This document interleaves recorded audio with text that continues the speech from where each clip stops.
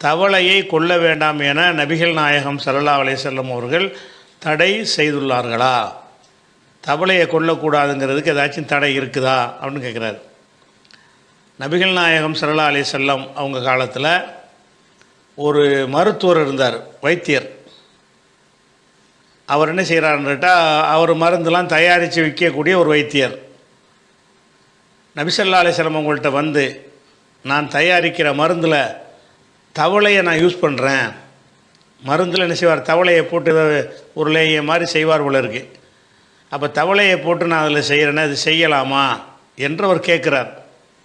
அப்போ ஃபனஹா ரசூலுல்லாஹி ஸல்லல்லாஹு அலைஹி வஸல்லம் அன் கத்லில் லுஃப்தாயி, தவளையை கொல்லுவதற்கே ரசூலுல்லாஹ் தடை செஞ்சுட்டாங்க. கொன்றாத்தான் நீங்கள் வைத்தியத்துக்கு பயன்படுத்துவீங்க, தவளையை கொல்லக்கூடாது என்று நபிகள் நாயகம் தடுத்தார்கள் அப்படிங்கிற ஒரு செய்தி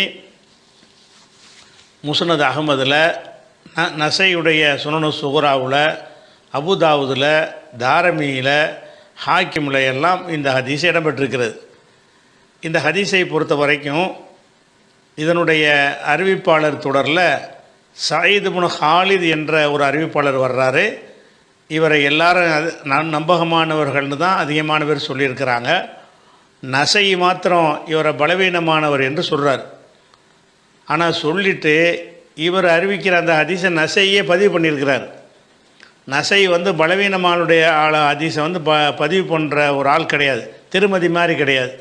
சரியான ஆளுடைய தெரிஞ்சால் தான் பதிவு செய்வார்.